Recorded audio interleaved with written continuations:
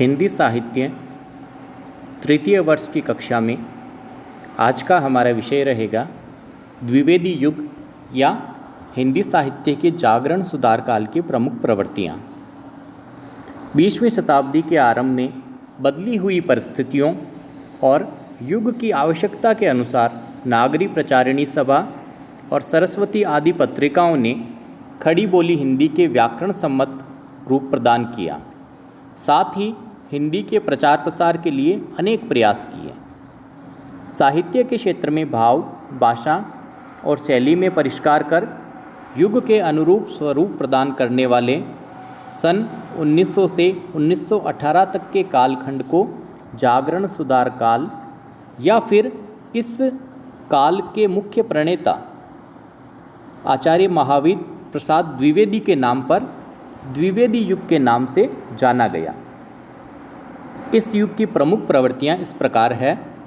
सबसे पहली प्रवृत्ति इस युग की है राष्ट्रीयता के भाव। अतीत के गौरव और तत्कालीन पतनोन्मुख परिस्थितियों का चित्रण कर स्वदेशाभिमान तथा स्वतंत्रता प्राप्ति के लिए आत्म बलिदान की प्रेरणा इस युग के काव्य का मुख्य प्रतिपाद्य रहा। शंकर सर्वस्व की दो पंक्तियां उदाहरण के रूप में द्रष्टव्य है। कवि लिखते हैं, देशभक्त वीरों मरने से नेक नहीं डरना होगा, प्राणों का बलिदान देश की वेदी पर करना होगा।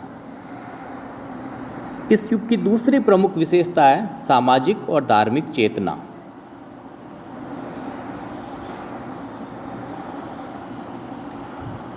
समाज और धर्म में व्याप्त विकृतियों, कुप्रथाओं का निरूपण कर विविध समस्याओं के आदर्शवादी समाधान की भावना से अनुप्रेरित होकर मैथिली शरण गुप्त ने साकेत में रामकथा और अयोध्या सिंह उपाध्याय हरिओद ने प्रिय प्रवास में कृष्ण प्रवास के भ्रमर गीत प्रसंग को युग के अनुरूप संदर्भ में प्रस्तुत किया है।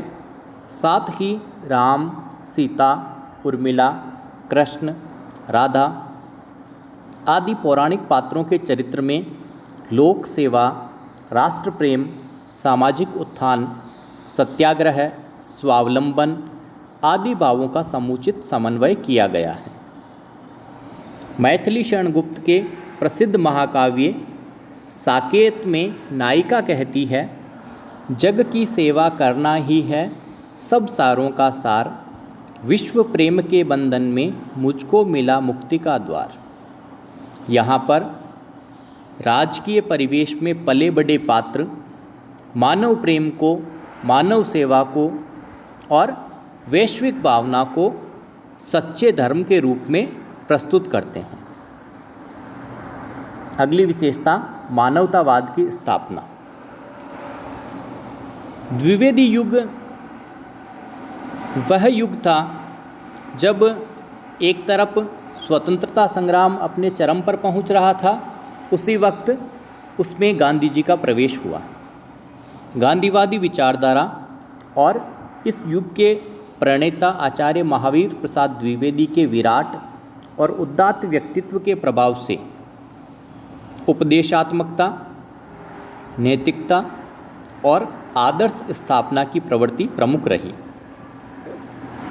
साकेत में श्री राम अपने अवतार का उद्देश्य स्पष्ट करते हुए कहते हैं, मैं आया जिसमें बनी रहे मर्यादा, बच जाए प्रलय से मिटे न जीवन सादा। मैथिली शरण गुप्त भी कवियों की काव्य रचना का उद्देश्य स्पष्ट करते हुए लिखते हैं, केवल मनोरंजन न कवि का कर्म होना चाहिए, उसमें उचित उपदेश का भी मर्म होना चाहिए।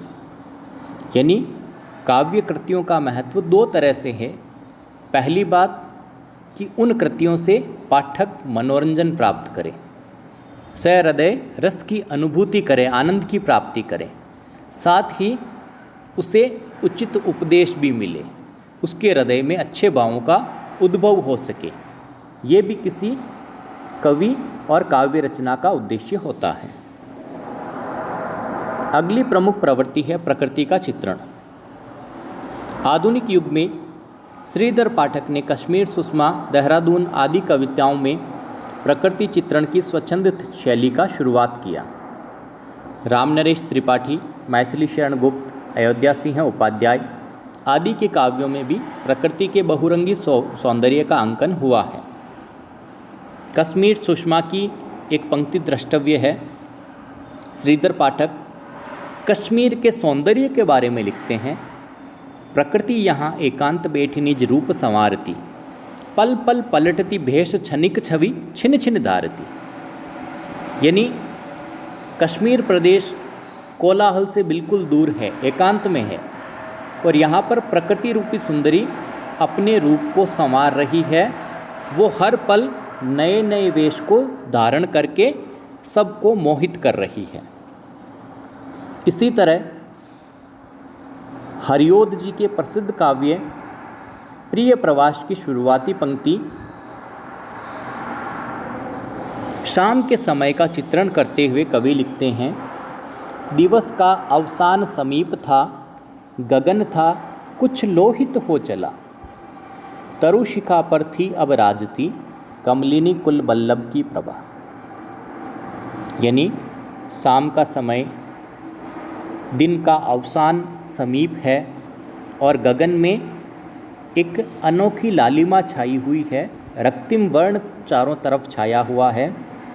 तरुशिखा पर थी अब राजती, पेड़ों की ऊंची ऊंची शिखाओं पर, ऊंची ऊंची डालियों पर कमलिनी कुल बल्लभ की प्रभा। कमलिनी कुल बल्लभ यानी सूर्य, सूर्य की किरणें अब पेड़ों की ऊंची ऊंची शाखाओं पर चमक रही थी। तो इस तरह प्रकृति को इन्होंने मानवीय रूप में भी कई जगह प्रस्तुत किया है। अगली प्रवृत्ति है काव्यानुवाद की प्रधानता।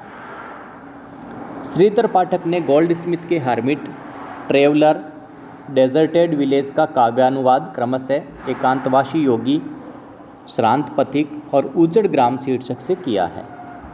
आचार्य शुक्ल ने लाइट ऑफ एशिया का अनुवाद बुद्ध चरित्र शीर्षक से किया और सत्यनारायण कविरत्न ने भवभूति के संस्कृत नाटकों को, जिनमें उत्तर रामचरित और मालती माधव प्रमुख है, इनका हिंदी में अनुवाद प्रस्तुत किया। इस युग की एक प्रमुख प्रवृत्ति है इतिवृत्तात्मकता, यानी भावों की अपेक्षा घटनाओं और वर्णन की प्रधानता। प्राय पौराणिक अथवा काल्पनिक कथानक को आधार बनाकर प्रबंध काव्य लिखा गया, जिसमें कथात्मकता और वर्णन की प्रधानता के कारण इतिवृत्तात्मकता की प्रवृत्ति प्रमुख रही। जैसे मैथिली शरण गुप्त की कृति साकेत, पंचवटी, यशोधरा, विष्णुप्रिया आदि। इस युग की हास्य व्यंग्यात्मक रचनाओं में बाल मुकुंद गुप्त की कर्जनामा और नाथुराम शर्मा शंकर की गर्भ रंडा रहस्य प्रमुख है।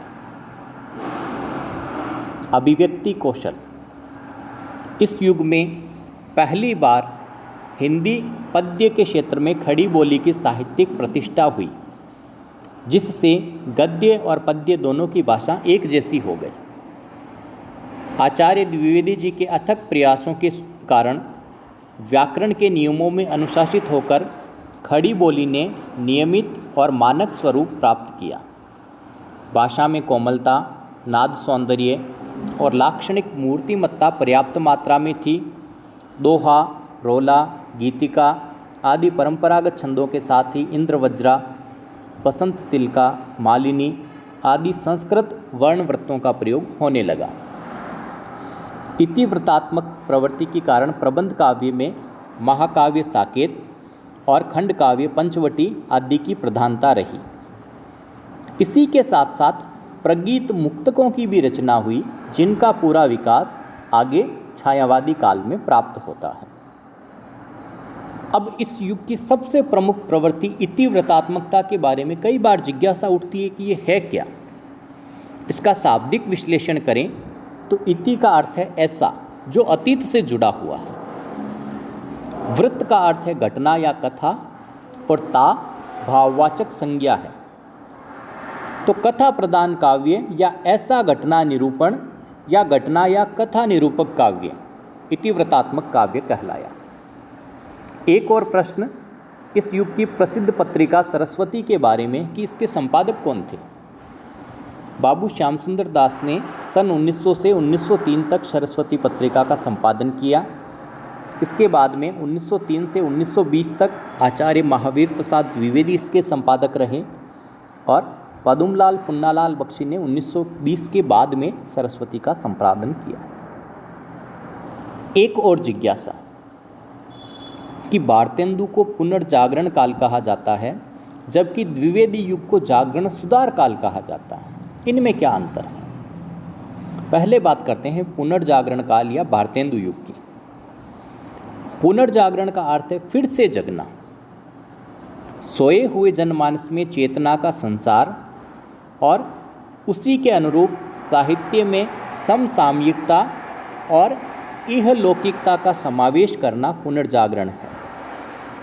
जबकि जागरण सुधार का अर्थ है सद्वृत्तियों के उत्प्रेरक काव्य का भाव, भाषा और शैली की दृष्टि से परिष्कार, यानी वह काव्य जिसमें मानवता और राष्ट्रीयता का भाव है, साथ ही भावों के परिष्कार और भाषा शैली को परिष्कृत रूप में प्रयुक्त किया गया है, वह काव्य जागरण सुधार काल है। इस तरह की प्रवृत्तियां हमें द्विवेदी युग में दिखाई देती है, इसलिए द्विवेदी काल को जागरण सुधार काल कहा जाता है और भारतेंदु युग को पुनर्जागरण काल।